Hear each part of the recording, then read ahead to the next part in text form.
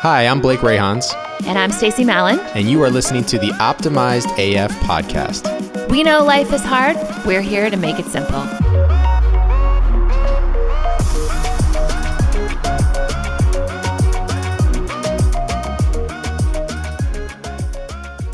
Hey there, everybody, and welcome to another episode of the Optimized AF podcast. This is Blake. And I'm Stacie. Blake's magic. Right up until the bell. I wasn't sure. You're watching me. I'm shooting off messages. Yep. Life's happening. Yeah, it doesn't pause for anybody. Welcome to another podcast Wednesday. We're excited to have you. We're going to talk today about something that's been coming up a lot. Mental health in the workplace comes up a lot, but we're going to talk about one specific element of that, which is look to your left. Yeah. And then look to your right. Likely one of the three of you are experiencing this right now. Some sort of mental issue to some varying degree. It's actually greater than 70% right now in the United States. So both, if it's not you, it's the people on both sides. I was going to say, in this room alone, it's 100%. Yeah, for sure. 100% here. Nick's not paying attention to us. He doesn't know we're talking about him. And here's what why we wanted to talk about this topic. COVID is coming into a place, the pandemic, COVID, whatever. The vid is people are starting to come out the other side, getting vaccinated, feeling more comfortable.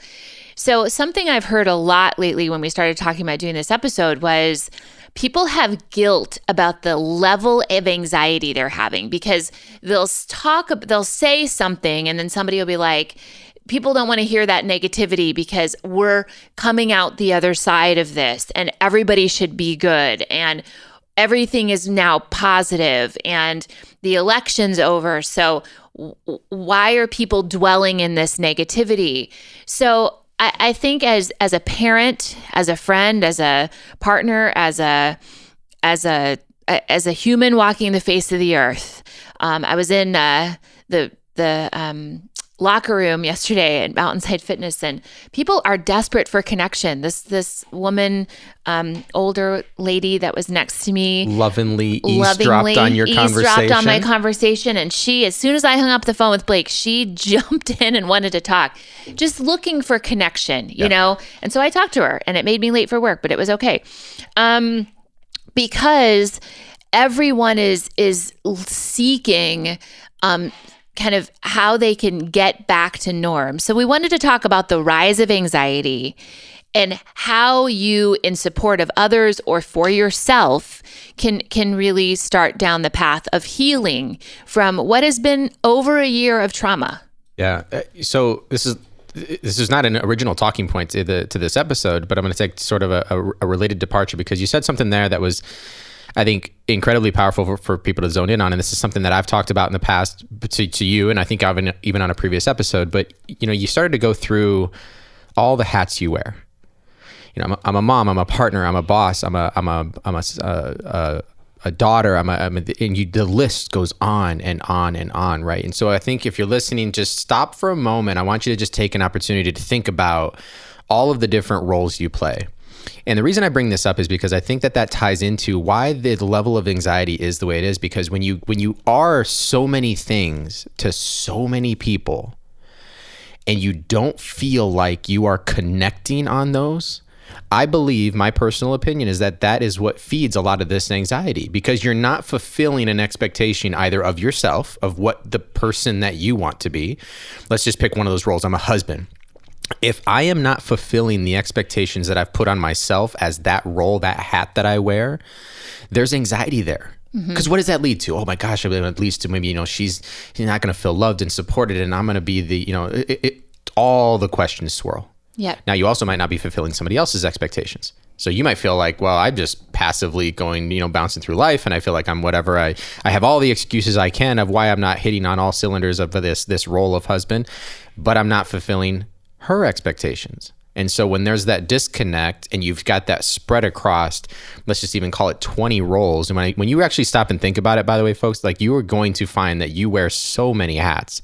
Neighbor, friend, you might even be a patron. You might be the person that has that routine of where you consistently go to the same coffee shop every morning. Guess what? You play a role for the person that you see on the other side of the counter every single morning. You're a consistent patron and a consistent connection in that person's life. So when you really think about it, you wear a lot of different hats, you impact a lot of different people, and you have a lot of different connections that have suffered tremendously this last year. That's where this anxiety, in my opinion, is coming from in a big way. I completely agree. I think that there's also people feeling shame for having it, and they're fatigued. People are, Dr. J talked about this, that people are in kind of constant activation mode and have been for a year. And so I always liken it to running a marathon at the pace of a sprint. It's not possible. And so if you are on all the time and you find yourself having to use caffeine to get going in the morning, and you are having a hard time falling asleep, or anxiety can manifest in a variety of different ways. It can manifest physically. It can be nausea and headaches, pain, inflammation. It can be very physical for people.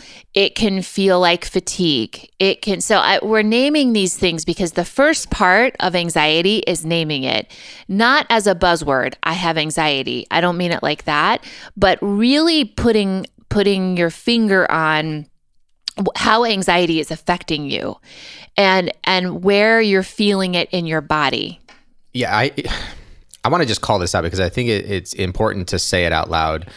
There's so much, you said shame, and I think that is a pivotal point to point out here, because when you've in the past, talk about, let's just not even take it out of personal life. Let's talk about TV drama, right? Talk about TV shows or movies you've seen, right?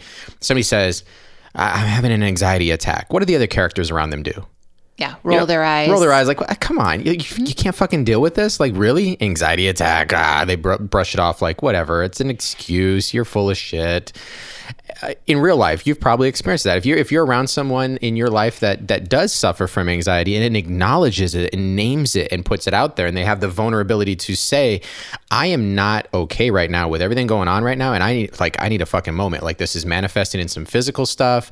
I'm not able to connect with people right now. Whatever it does for them, I think we need to move beyond the place where we look at people and say, I am somewhat above you because I can't believe you're unable to deal with whatever you're dealing with.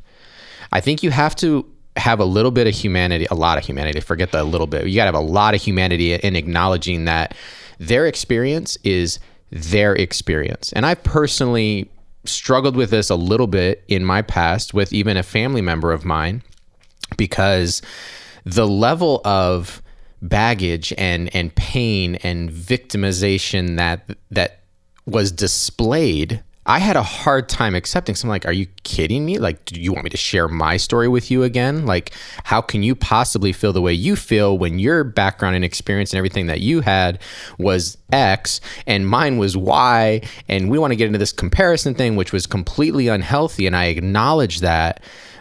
But at the same time, for that person, their experience was their experience, and their feelings are valid to them, and they need to be able to work through those with support and love and understanding. And let's just be honest, sometimes your friends and your family even are not the people that can offer you that type of understanding. Yep. It's sometimes just a bit too difficult for them to get to that place. Agreed. So one thing, there is no shame. Don't shame other people in your game at all. Got no game. Yeah, you do, Blake. You do. By the way, you do. Married 10 years next week. I know. Your anniversary is coming up. Whatever little bit of game I had is absolutely over in 6 days, seven days. It's the magic 10. Yeah, 10. No more game. No more game. It's over. It's over. It's over. I mean, come on. You retired. There's a terrible comedian, by the way. It's a complete departure. Or not terrible comedian. There's a comedian that does a stand-up piece. I can't remember which one it is off the top of my head, but he's like telling the crowd, he's like, so yeah, I've been married 9 years. Yeah, so almost done. he goes on to be like, I mean, after 10 years, like, why would we continue to do this? And he goes on this whole thing and this whole rant, like comedians do. They call out all the shit that people don't want to say. But I will. So that brings to mind one thing I was going to say, actually, very related, is triggers and relievers. Yes, please bring it back for me. I'm going to bring it. Rain and Blake in this morning, which is really a flip into the script. So one thing that I would highly recommend on a personal level. So as we've been talking about others, what can you do for others is help them name it. Where do you feel it in your body? You know, if you have kiddos and a lot of teens and preteens are having anxiety right now, what's the first thing you can do is acknowledge it and help them feel seen and heard. Really no shame and judgment in how you address, or see them. And also, help them with the next step, which is help and find for yourself your triggers. I'll tell you something that I identified recently for myself is, James kind of decompresses and likes to watch Netflix in the evenings. And I told him that some of the shows that we'll get into create more anxiety for me. Like, it's at the end of a day and I'm fatigued. And so what I was finding were triggers for me are watching, kind of suspense or drama. But what could be on the flip side of that, what can alleviate it is if we watch like stand-up comedy. Mm-hmm. So I use that as a comparative because it's the same vehicle, just different content. And one is a trigger and one's a reliever. So I think starting to explore for yourself and helping other people in your life that are struggling with this, find those two elements. What are the triggers for you? And how do you help relieve them? And we'll talk about relievers in more detail in this episode in a minute, because I think we want to get you to some solutions.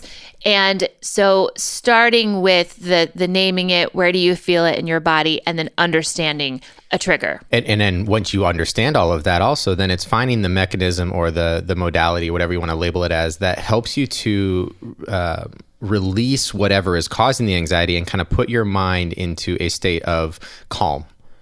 And I'm reminded, I'm going to just have to look this up and we'll put it in the comments of what the movie is. But there's a movie and the character is like a triple agent, like a spy movie or something. And they like double crossed everybody, in the suspense thriller, right? Like, screwed everybody over. In there was something about, and if you're watching this on YouTube, I'm going to show it because there's something about in the movie where the person did this thing with their hand and they just touched their thumb to every fingertip, pointer finger, middle, down, ring, and then back and forth. And they touched it back and forth. What is that? And I don't remember the movie, but I remember that stuck with me because that was the thing, that simple thing. The movie kind of talks about how that was what allowed the character to do what they were doing. So I want to break that down when we're talking about anxiety, and I'm not talking that anybody with anxiety is, a triple agent, but it's similar in the fact that when you're experiencing the anxiety, what you're trying to do is sort of bring yourself back to this thing where you're not allowing all the whirlwind of shit all the way around you to consume your focus.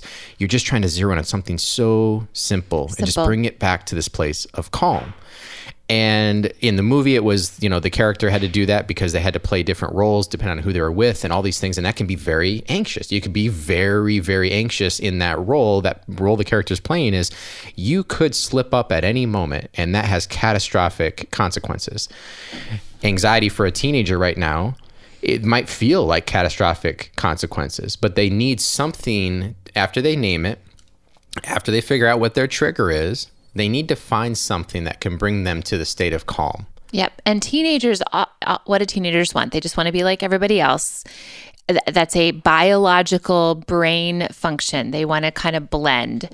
And so I think what elevates anxiety for teenagers, just in my experience with, a house full of teenagers, is anything that calls attention to them. And so I think there's this spiral that happens, and this happens outside of teenagers to people in general. So you start feeling anxiety, and then you start in your head thinking, is everybody looking at me? Like, can everybody see that I'm having anxiety?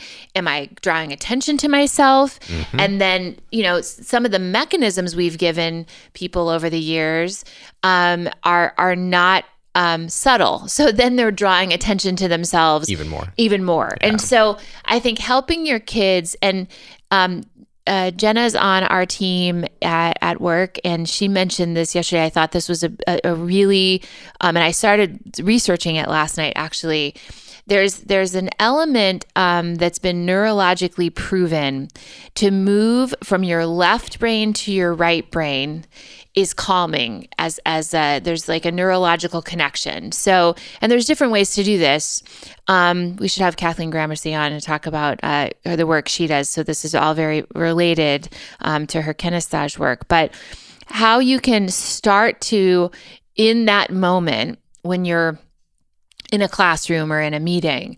And again, everybody has different mechanisms that work for them, but you could covertly, she was talking about like, tap one knee and then the other, and tap one knee and then the other. So physically, you're engaging your left and right brain physically, whether that's tapping your foot or again, opening and closing your hands, whatever feels the best for you.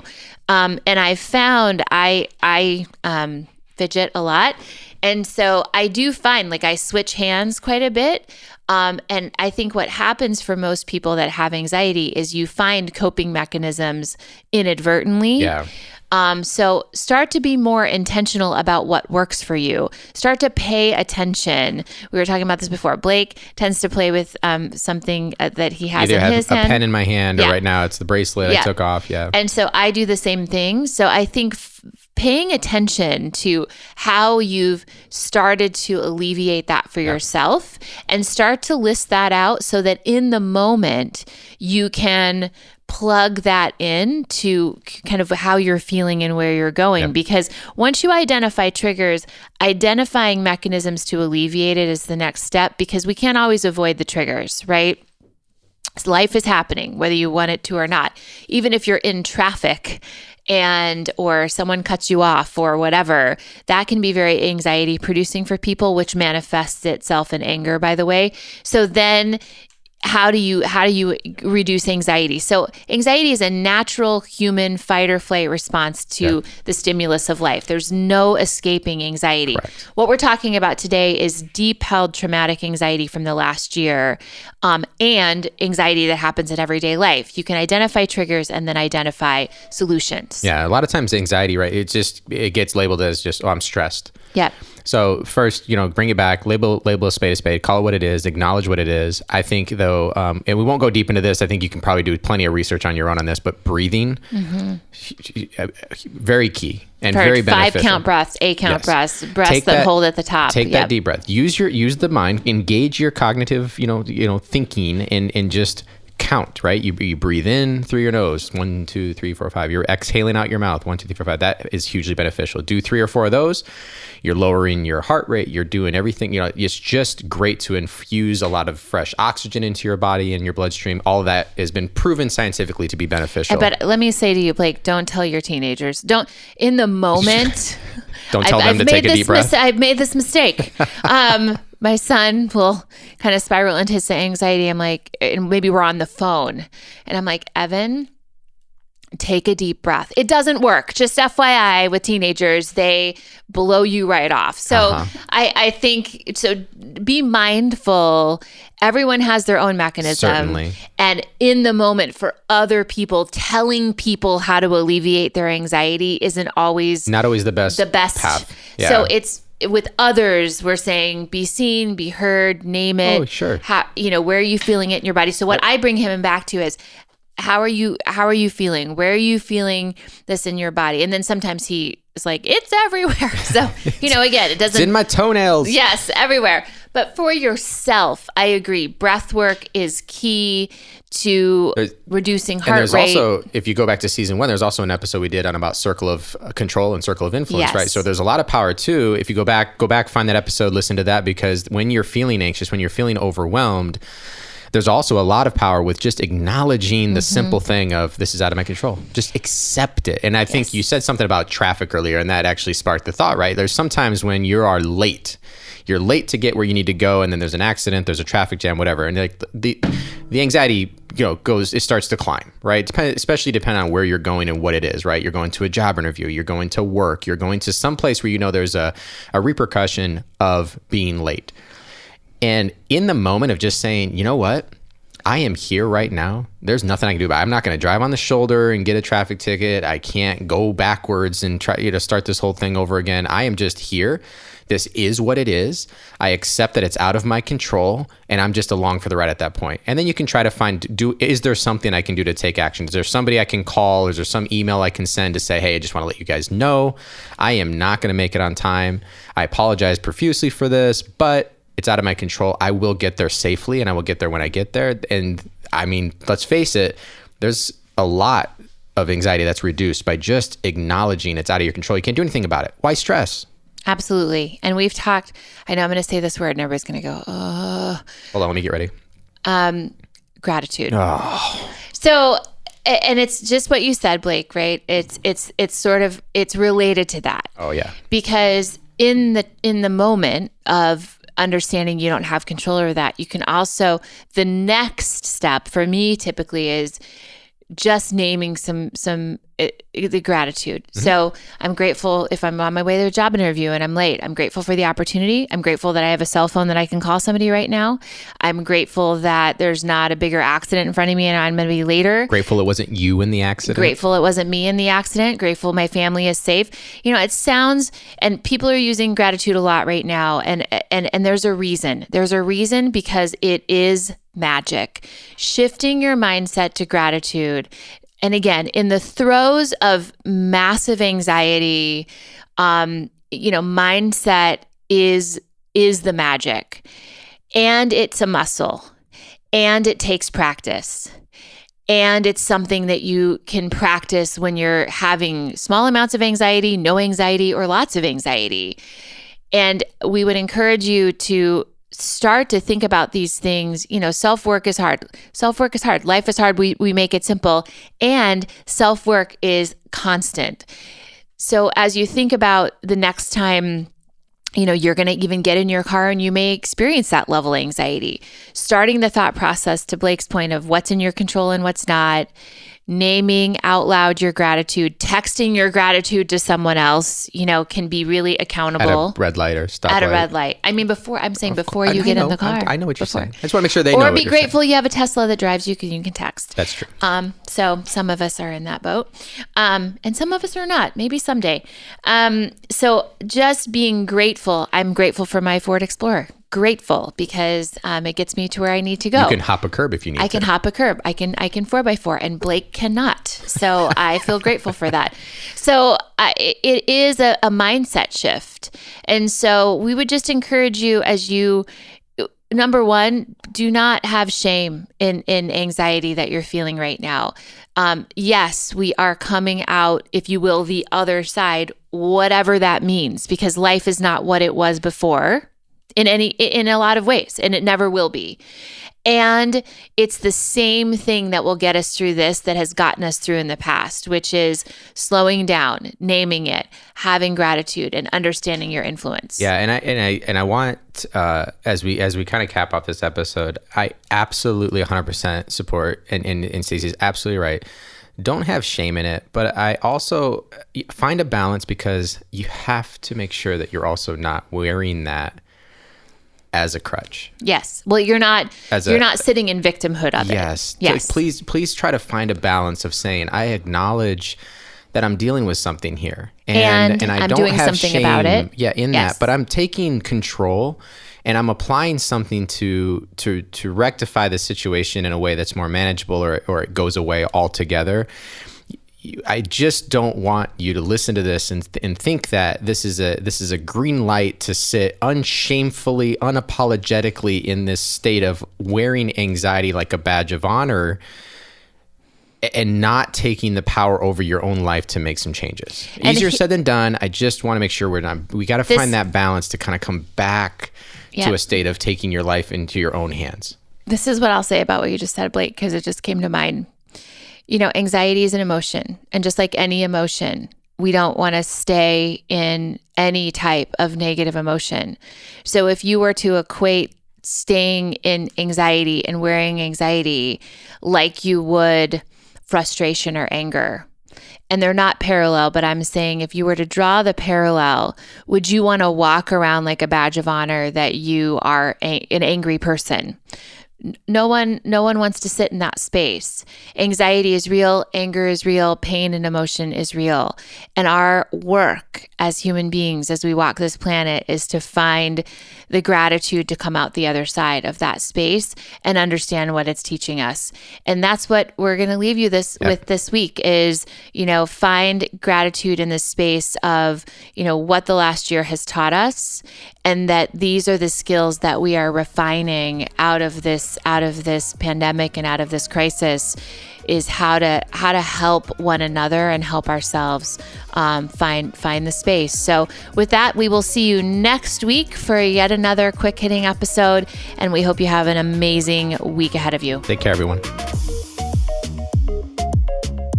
Hey guys, thanks for listening to our show. You can find Blake and I on social media channels at Blake Rayhans and at Stacie Mallon. Be sure to follow Optimized AF on Instagram and rate and subscribe to this podcast on iTunes. See you next time.